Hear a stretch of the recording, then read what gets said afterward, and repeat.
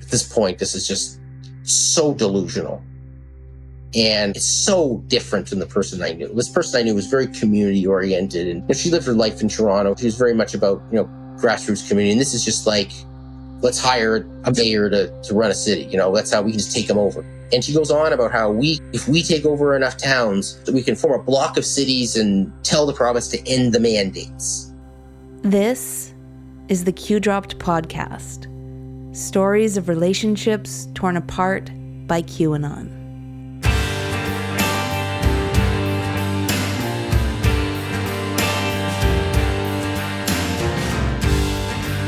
Today, we need to ask our listeners for a favor. As each episode is released, we find that running this podcast is becoming more and more expensive. Storage and time spent as freelancers adds up. Sadly, we're running the show in the red, and as you might be able to guess, that is not sustainable. So we kindly ask that if you like the show and value what we're doing here, please consider becoming a patron or donating via the links in the show notes. This show means a lot to us, and I know it means a lot to a lot of you as well. So thank you in advance for helping to make sure we can continue to do it. Now back to the show. We're a dozen episodes into the second season of our podcast, and we haven't really touched on how QAnon and Q-adjacent ideas have affected Canada.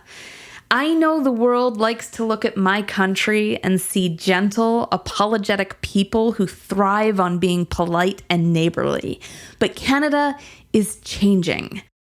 The QAnon phenomenon has seeped across the border like a rotting fruit, catching many hundreds of thousands of my fellow countrymen in its mess. Some of the most bizarre stories of QAnon I've ever heard have come from this side of the border. Romana Didulo, for example, or as she would ask you to call her, the Queen of Canada, has managed to suck a few thousand Canadians into her orbit and convince them that she is the real leader of Canada, the one true monarch, and she spends her days issuing royal decrees. It sounds funny, but her followers actually believe it. They believe that the Canadian government is an illegitimate organization. Queen Romana will often take credit for good things that are happening, saying in some of her many statements that she's the reason ground was broken on a new affordable housing development, or why a vaccine mandate was vacated, or even why some stores may have dropped masking requirements. In her decrees, she claims the CRA, Canada's tax collection agency, similar to the IRS, is not a legal entity, and as such, Canadians don't have to pay their taxes. She says all debt has been forgiven and that you don't have to pay your mortgage or your credit card bill. She's decreed that all utilities are free, so no need to pay your electricity bill or your water bill. In one decree, she announced that from this point forward, all cell phone plans would be $10 per month, which would be so nice, but it's just not true. The saddest part about all of this is that Romana has managed to convince her followers of these things, and one by one, they're experiencing foreclosures on their homes, bankruptcy, electricity and gas shutting off, and their cell phones no longer working. Determined to believe in Romana, they march down to the nearest CRA office or their electricity provider, decrees from Romana Didulo in hand, and swear up and down that the money they are trying to collect is illegal in Queen Romana's Canada. They've even presented these decrees in court to judges presiding over foreclosure hearings. Many have lost their homes, their jobs, their utilities, and the respect of their loved ones. The world also watched as a few hundred truckers descended upon our nation's capital and occupied its city center, terrorizing the residents with round-the-clock, non-stop honking, all in protest of vaccine mandates. Our country, our soft-spoken country, most fond of the word sorry, watched in horror as a swastika flag was flown in the capital of the country we no longer recognize. This is Canada in the 20s. I don't have to tell you that QAnon has infected our Canadian culture. You know my parents are the reason I do this, but we've never talked about what goes on up here. We've talked about how QAnon and conspiracy theories have rocked relationships in the US. We've covered a couple of stories in Germany and the Netherlands. Today, I finally get to bring it home and tell the story of a Canadian politician and lawyer and the man who considered her a dear friend.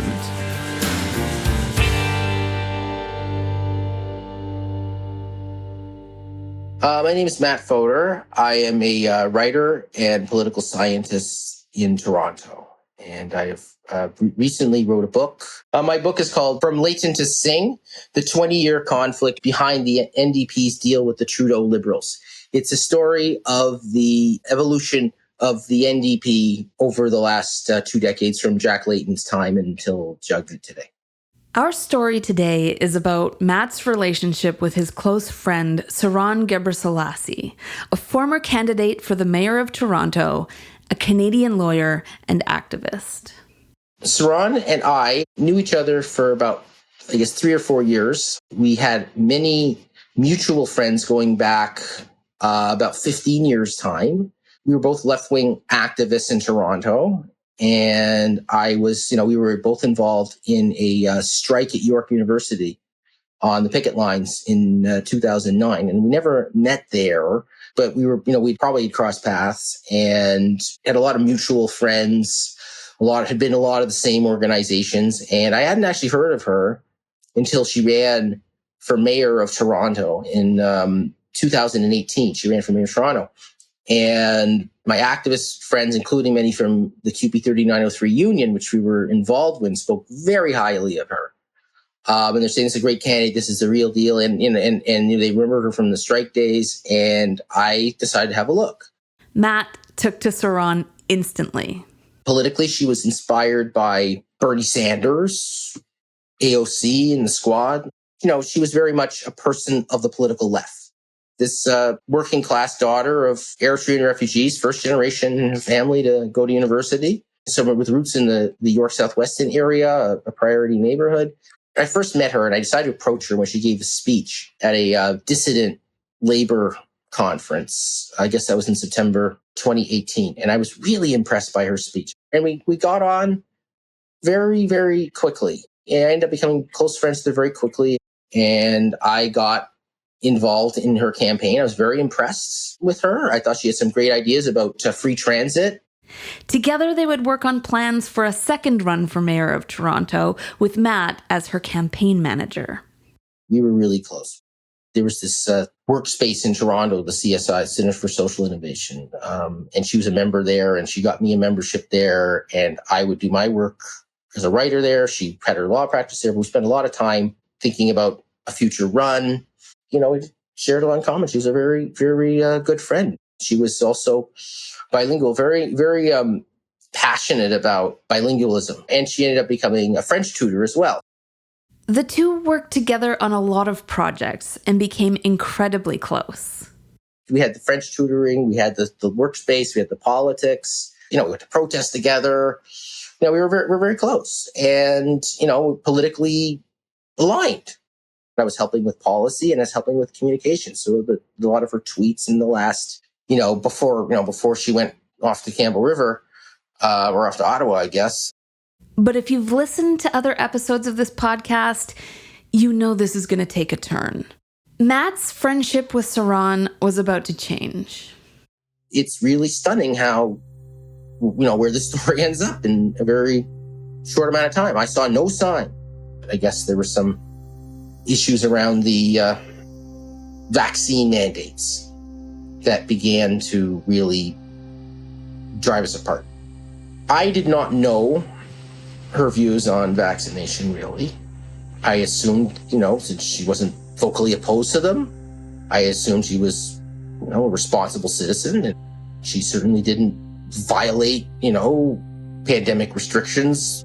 There's evidence that she advocated for better vaccine access in low-income communities. She advocated for CERB and rent moratorium. Her initial position on the pandemic was working people, if they can't go to work, we have to make sure they have the means to live.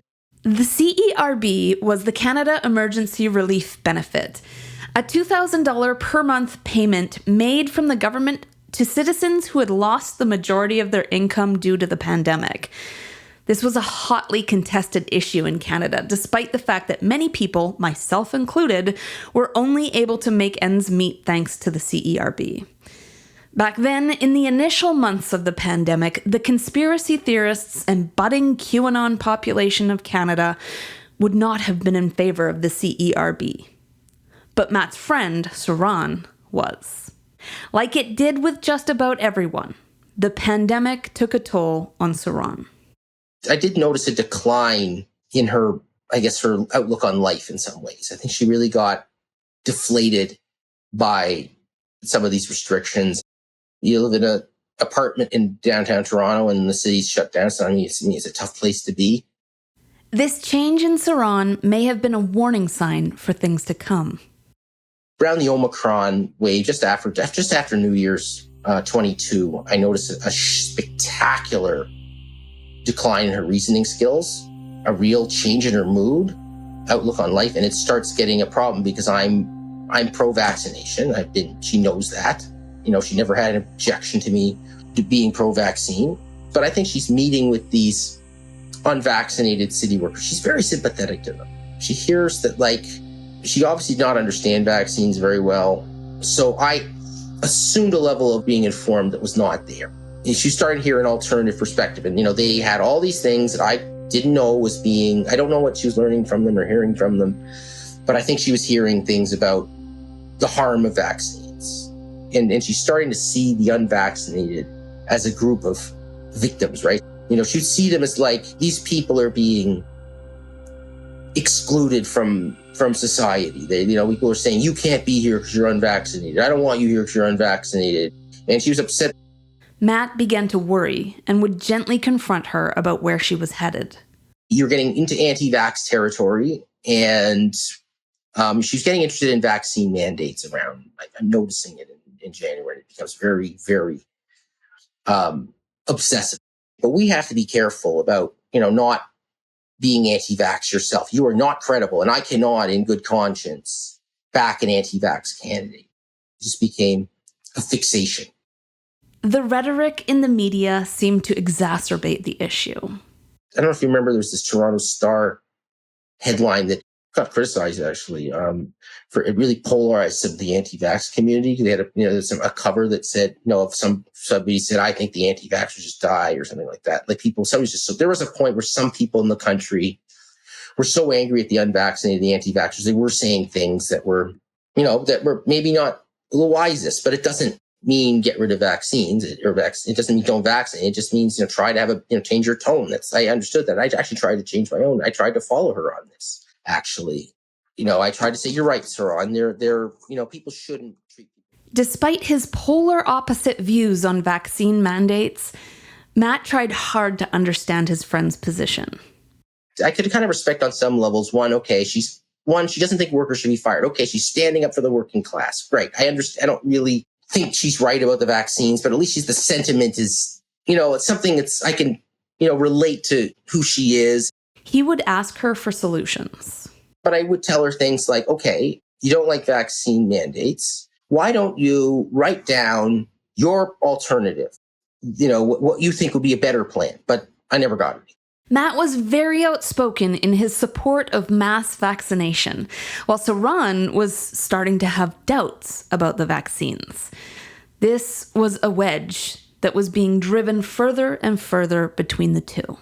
We had a French lesson one day, and I had tweeted something about, I had criticized, I think it was Jordan Peterson.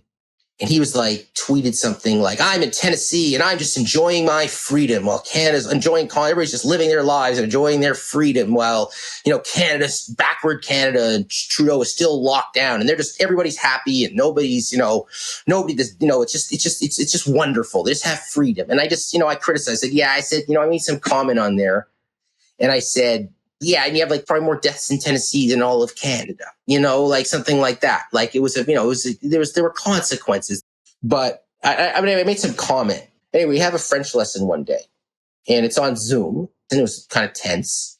And then she immediately just ended the lesson. Like, normally it was a pleasant, we would normally talk after, say, oh, that's nice, how's things doing, blah, blah, blah. It was a pleasant thing. But she was really upset at what I said.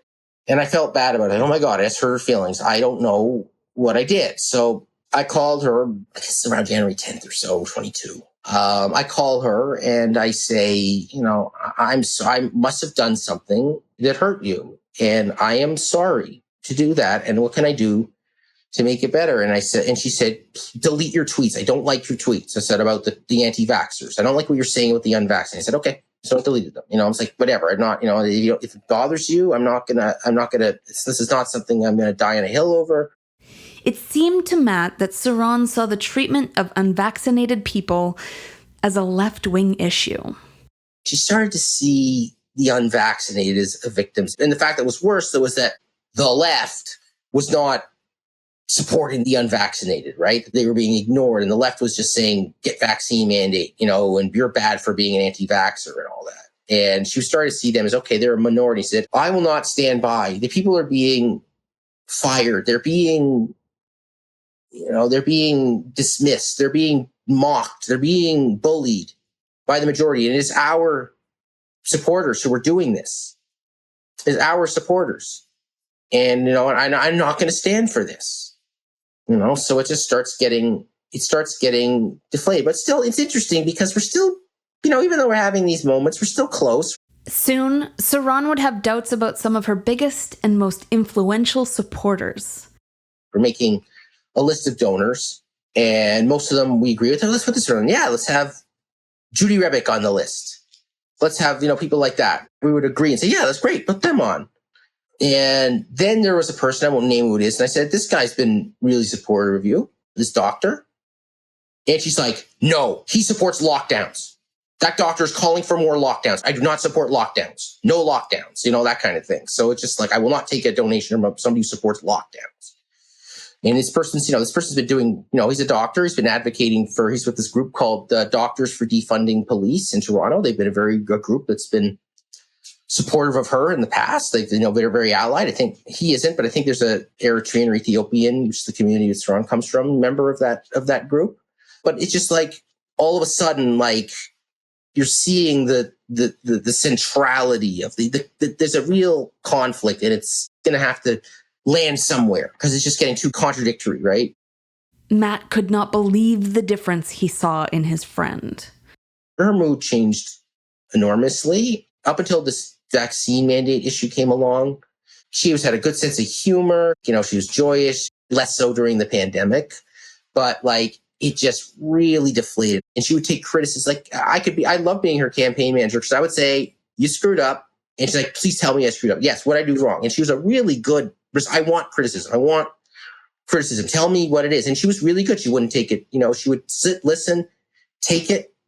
And, usually thought I was right. But now it was just like any shred of anything that could be construed as critical to the unvaccinated. She was like, no more humor. Like, life is just not, worth anymore. And I'm getting worried about her. I'm saying things like, Saron, you need to, I want you to, maybe you should take a vacation, leave the country, go somewhere in the world where you think you can't do something in Canada. We'll go to the place in the world where you can do the thing that you want to do. Go away for a month, go away, miss the winter here, go somewhere warm, come back, and we'll start again. Because I don't think you're doing well. And I wish, maybe she'd taken that advice. Despite all of these changes and his deep concern, Matt kept his focus on the campaign. And also we have a campaign coming up. It's like, Saron, this campaign, we want to launch in May. We got work to do. We got policy to write. We have to, get our fundraising together. We have to learn about organization. We have a lot to do. We do not have a lot of time to spend on this vaccine issue, which you have no control over anyway as the mayor of Toronto. But Matt finds his job getting increasingly challenging. And then there's a very bizarre tweet on, I think it's January 22nd, 22. And this is the first time I've heard about this trucker thing. And, remember when they had that fake news story about the grocery shelves emptying because of the truckers dispute. And then it turned out to be this conservative politician from Toronto posted some images from England showing like empty supermarket shelves. That was part of the propaganda to get people to support the trucking, convoy thing. But anyway, it's getting confused. And she puts out a tweet. And she says, have you heard the grocery shelves have emptied lately? It's because of Canada's dispute with the truckers. And I'm like, I was about to call her and I'm about, that is wrong. This is misinformation. But we had so many fights over the vaccine. I said, you know what? Maybe nobody will read it. I don't want to micromanage your Twitter anymore. And I just left it and didn't have a huge amount of traction. I said, whatever, hopefully that's the end of this. Of course, it's not. The NDP, or the New Democratic Party, is Canada's left-leaning political party led by Jagmeet Singh. This is a party that reveres science and science-based policy.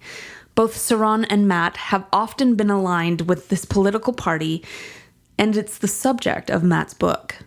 I get a phone call, and the first thing she says is, why doesn't the NDP support the truckers? And I'm just like, what do you mean? What do you talk about? It's like the truckers. They're going to have this protest, this protest for civil liberties in Ottawa, supported by the truckers. We're having unvaccinated and vaccinated truckers are joining together to end the vaccine mandates. It's like it's working class solidarity. Even the vaccinated truckers are upset about how the unvaccinated are being fired. And she seemed to genuinely believe. She said that 500,000 people were going to be there. I think that's probably about the number of truck drivers in Canada. So I think she really believed that, the whole trucking industry was behind this. At this point, I think she was just looking for any excuse or reason to come out against mandates. These people are extremists. These are the same people who ordered those yellow vest protests against Trudeau a couple of years ago. Trump is supporting it, and Ted Cruz, and Tucker Carlson. This is not what you think it is. It also has very little to trucking because it's a weird thing to protest because it's a U.S. The U.S. also has mandates, and they're upset about supposedly Canadian unvaccinated truckers who were mandated, but they couldn't be in the U.S. anyway. And it's not even true that they were being fired. They were being reassigned. They say, okay, you're doing domestic routes now. They didn't say you're fired.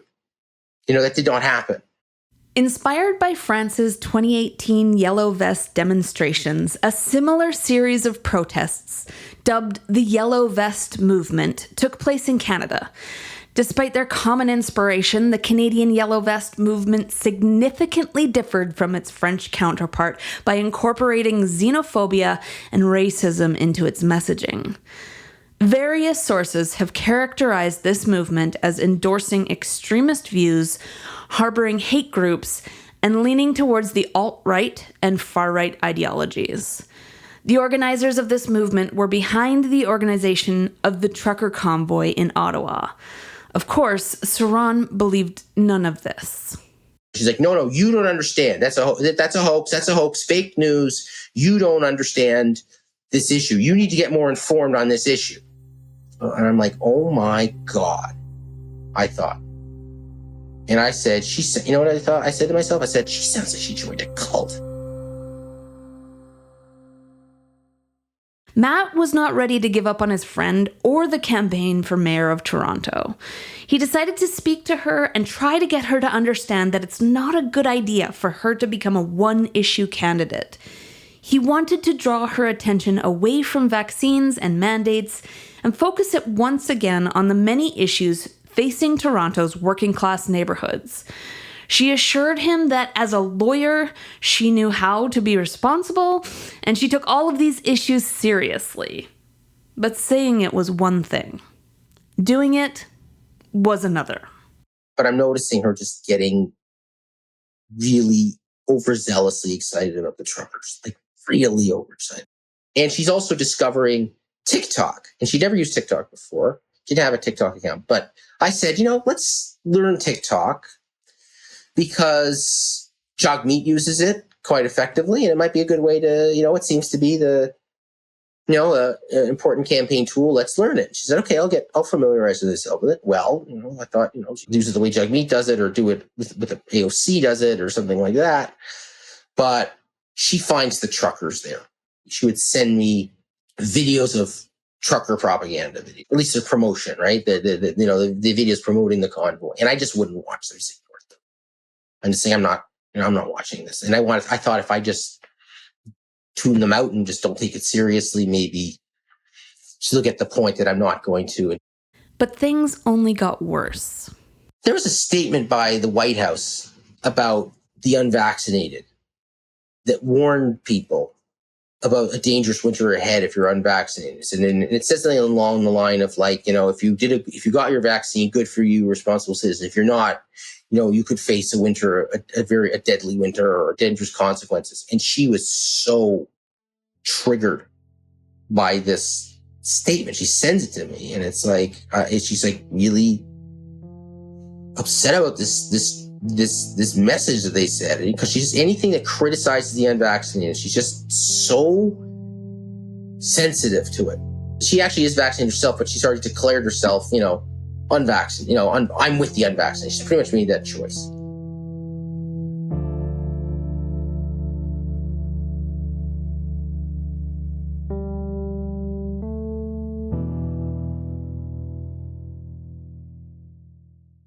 Matt was reaching his limit. And it's one day at work, and I take her aside, and I say, let's go, I want to talk to you about something. And I said, unfortunately, I have to leave the campaign. I do not support this extremism. I do not support anti-vaxxing, and I cannot, in good conscience, support the campaign. I thought maybe that'll work. Maybe she'll say, oh my God. And she's just like, well, I'm really sorry to lose you. You have really, good ideas about, you're really good at comms and really good at policy, and you're really, and it'd be sad to lose you. And then she says to me, like, please reconsider. Saran proceeded to remind Matt of all the other issues they were fighting for together, from reallocating police funds to standing up for renters. And Matt, for whom all of these issues were crucial, decided to try again. And I said, you know what? You're right. I will stay. I'm thinking, you know what? Maybe she'll be great on all these other issues. She'll still call for free transit. She'll still call for defunding police. She'll still call for, all sorts of, a good housing policy and all that. But unfortunately, there'll be that vaccine mandate. And maybe that'll still, if you balance it out, maybe she'll be the best of the lot. That was kind of my thinking. Soon after, Saran took up a new case and had a lot to focus on that wasn't vaccine related. Matt began to hope this is just what she needs to pull her back to the issues the campaign was founded on. As expected, it doesn't work. In no time, she's talking about the trucker convoy again. She says, I'm really concerned about the state of civil liberties in this country. I'm really worried about it. The truckers must win, or else there will be permanent lockdowns. At that point, I'm just like, I retort back. I say, even if it takes a swastika flag to do it, because, they had the display at the swastika at Parliament Hill. I immediately regret saying that. It was flippant. She's like, I'm offended. And she ends the call. Matt couldn't help but worry that he may have just ruined this very important friendship. I thought, I don't want to lose my friend. I didn't. And, so I thought about it for a few days, and I was really down about it. And I decided to call and apologize to her. I say to her that I'm your confidant and I'm your friend, and you should be able to say things freely. Because, she wanted me to space to, bounce off ideas and not, be pulling down for it, right? And I was usually that person, right? That was when Matt stepped down as campaign manager for good. He didn't want to let their political differences get in the way of their friendships, and the campaign manager role came with a lot of policing that was clearly driving a wedge between them. Additionally, he felt he couldn't have his name tied to a campaign that was clearly anti-vaccine. We patched things up. She's like, apology accepted. But I realized, I'm realizing she doesn't seem interested in running for mayor anymore. Toronto, she doesn't seem interested. She's just interested in the truckers and the vaccine mandates. And I'm like, I don't know where this is going to go. And I realized this is probably coming to an end, sadly. Only a few days later, Matt realized the friendship may also be coming to an end. We have a French lesson planned that day. And she calls me and says, "Oh, Matt, I'm like, okay. I'm like, hi, I'm on my way to CSI. I'm there in a few minutes." And she's like, "Class is canceled today. I'm at the airport, or I'm on a plane. I'm going to Ottawa to monitor civil liberties." So she's gone to Ottawa, and I never see her again. She doesn't come back to Toronto. She's in the convoy, and it's just, okay. And at that point, I make the decision that I'm not cutting her out of my life, but I am no longer calling her or initiating phone calls. I will take them, I will listen to them, but I'm not going to support this convoy thing. I'm not supporting it. I won't.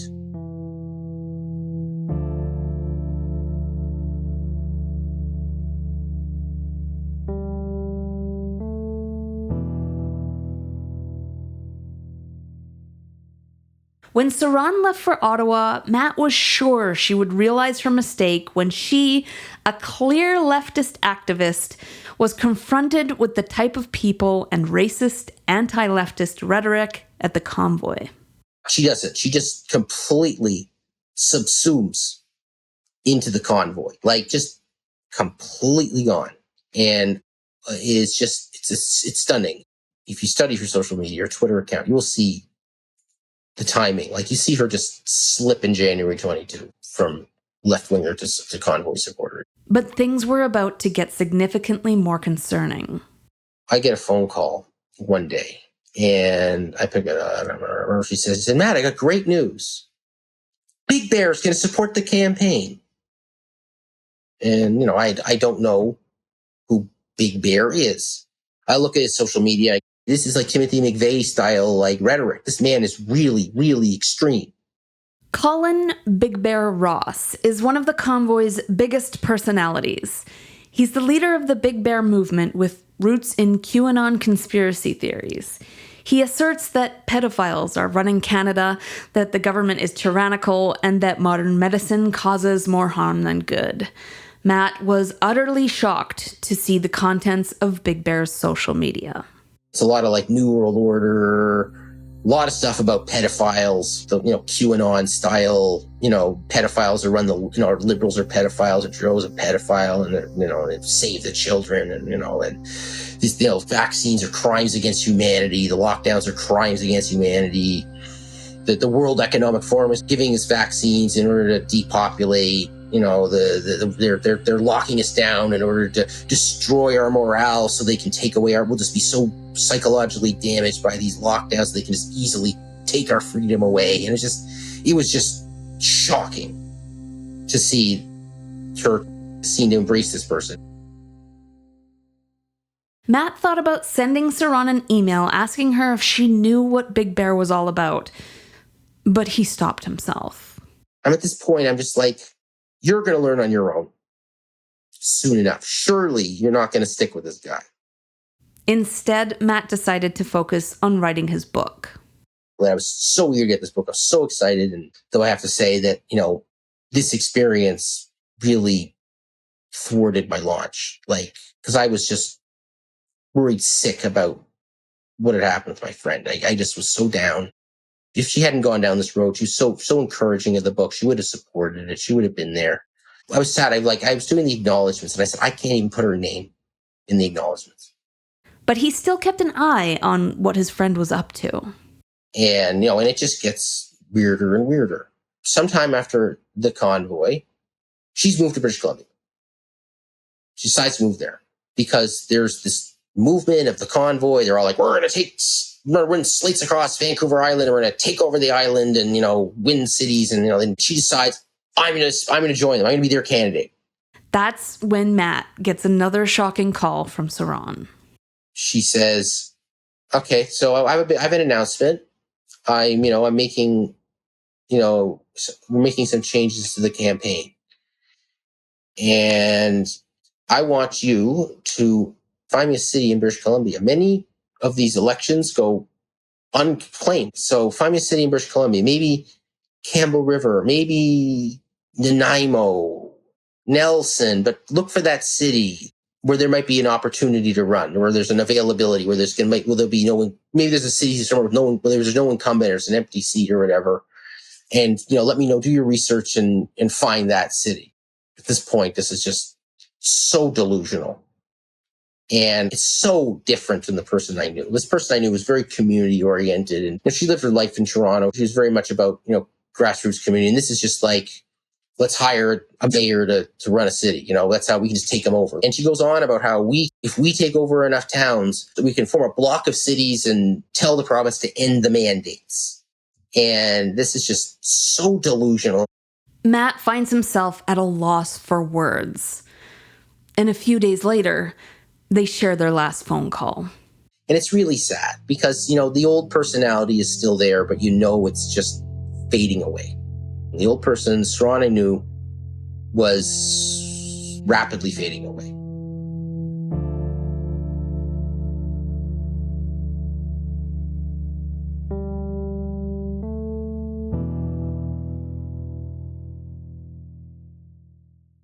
So April, I go on to Big Bear's site, his socials, and the first one is a video of him. His website is now down. I think it was up then. There's a video of him talking about how he's going to run this slate in BC. We have to change the system. It's time for us to change the system we got to get into politics. We got to take over our towns. We got to get town governments. We got to take town councils, that kind of thing. And it's eerily similar to her, find me a city phone call. Then I see the announcement. She's standing there with this guy, with his arm around her, and it's his social media. He's got his arm around her, and he's introducing her, and he's doing all the talking. And then she's like, "Hello, patriots."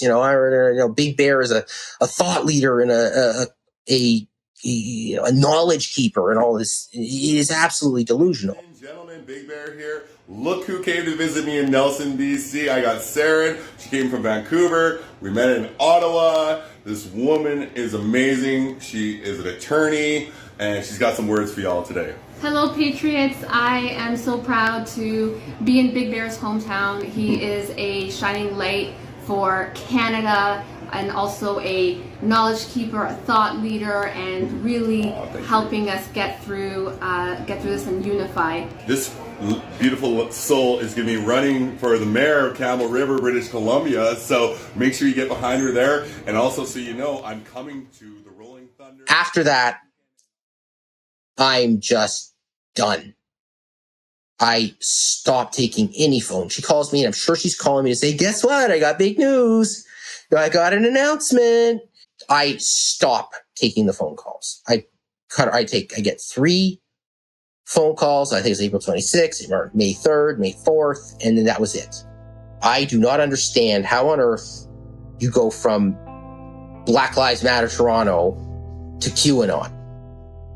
But that's what's happening here in a matter of months. And I put an end, and I say, she's lost to a cult. She's lost to a cult. She's gone. Not much I can do. And I just really hope this fails. I hope Big Bear is so incompetent and she looks so ridiculous. This man is so extreme and so repulsive. I don't understand what she sees in him at all. I don't get it.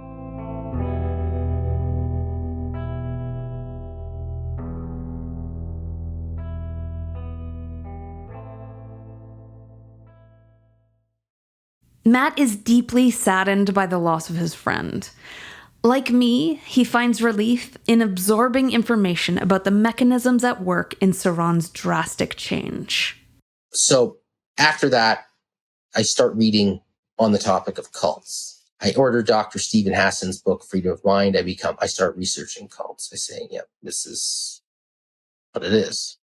I ask a community leader in Toronto, I asked one person, try to reach out to Saron, just try to see where she's at. Maybe you can help, but she's not able to reach her. So, I give up and I say, you know what? I'm going to the press. I'm forwarding this to the press because she's now a true believer or an agent of this cause. I cannot in good conscience know that they're trying to pull this intervention in an election and Campbell River.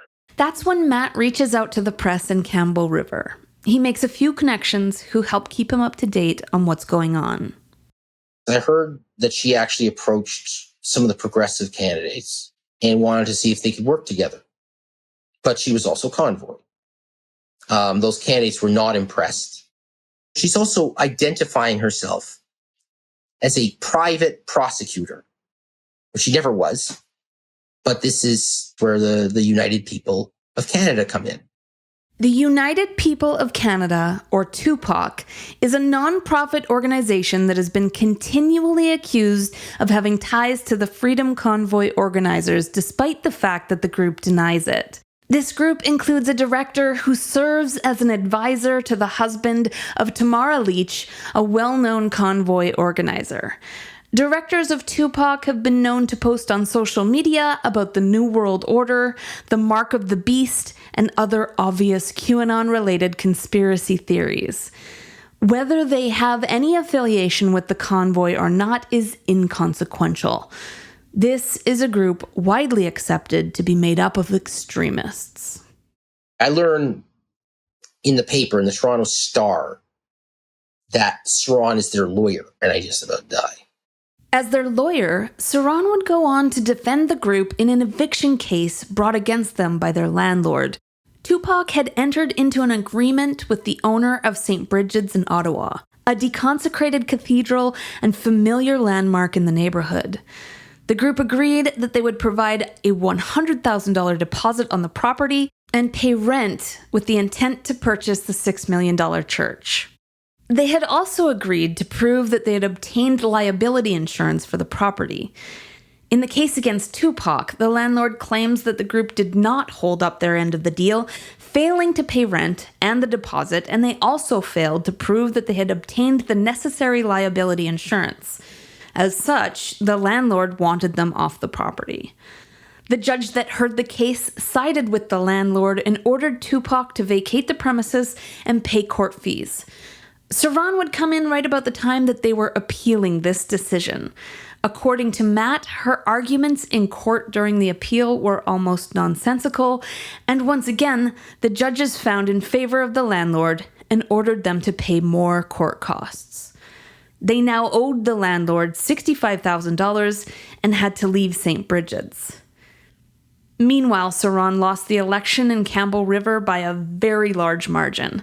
Matt says she received just 400 votes in a city of 35,000 people. A video posted by Saron on election day of one of her supporters drunk did not seem to help the situation. She's still in Campbell for a bit longer, and she does some two really ridiculous cases. One is the nightclub, which you see in the article, that they have the flags of TUPOC outside this anti-vax nightclub, and this woman believes that vaccine mandates are, she's one of those like, oh, I'm just so tolerant, I can't, it's not in I can't in conscience discriminate. So that's why I can't have vaccine mandates. And she's been a flagrant violator of public health law. And, Saron's going there claiming they're supporting her and claiming ludicrously that, there are human rights violations occurring. And, we know obviously that the Ontario Human Rights Commission, for example, has made it very clear that being unvaccinated is not it's not a protected category, and she just doesn't understand unvaccinated, the concept. Like, she doesn't get it. Like, you can be ideologically opposed to vaccination, you could be just uninformed but not necessarily hostile to it, or you can legitimately be unvaccinated because you're for health reasons. And there's a very, very, very small minority who do. And how do you protect that small minority that are unvaccinated? We vaccinate ourselves, right? The other case is even worse. And there's this woman in Campbell River. She's at a grocery store very early in the pandemic when a mask mandate was in place. And, she goes there and she's screaming how COVID isn't real. She, assaults like an employee at the shopping cart, spits on somebody, and, and Saron ends up being her lawyer. I asked Matt where Saron is now. It sounds like she is now living in London, Ontario, and employed by TUPOC. She's now, the in-house counsel for TUPOC. I don't think that's the resume draw she thinks it is. Matt has spent a lot of time thinking about all of this, and he's come to a conclusion. I think there's a cult for every person. That's what I learned. And I may not have been pulled into this one, but I think we're all vulnerable. I think that's a lesson. Like, she had some vulnerabilities around the vaccines, and she was a gullible person. And it was almost part of her nature to be gullible. She was somebody who wanted to give everybody a chance and hear them out and feel bad and listen to everybody. And, but she just got taken in by bad faith actors. I asked Matt how he copes with the loss of his close friend. It is so hard because, I still have a workspace at CSI. And I struggled for so long, and still do, to go there. Because I can't not think of her being there. Because she was such a center of that place. And it's just, we had such a wonderful time there. She was a really good friend. And, she just abandoned. She was so unfulfilled with her life for some reason that she decided to, get into this movement. One thing that helped me was the Reddit page, QAnon Casualties. That page is extraordinary. I reaffirmed my own values. I did a lot of good reading. I'm not going to let these people tell me. I don't take their arguments seriously at all. I'll not let them lecture me on what freedom or democracy is, because they haven't a clue. They're ignorant and foolish, and they're allergic to a social contract. They do not understand it. And I decided I got to get this story out, but I really didn't want to do it in a way that was denigrating and humiliating. I didn't want to do a public humiliation ritual, because I think that's the standard.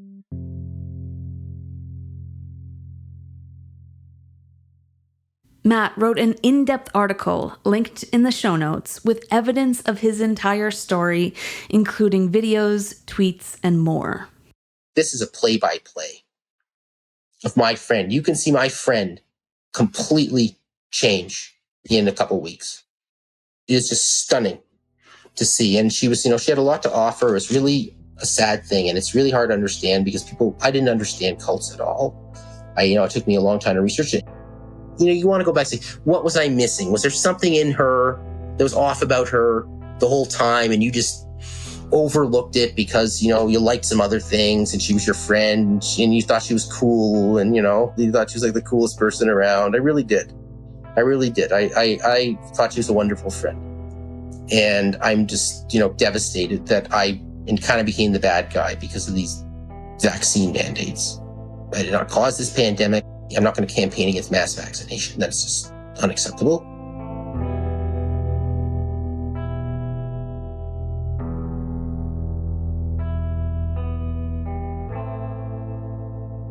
Thank you, Matt, for telling us your extraordinary story.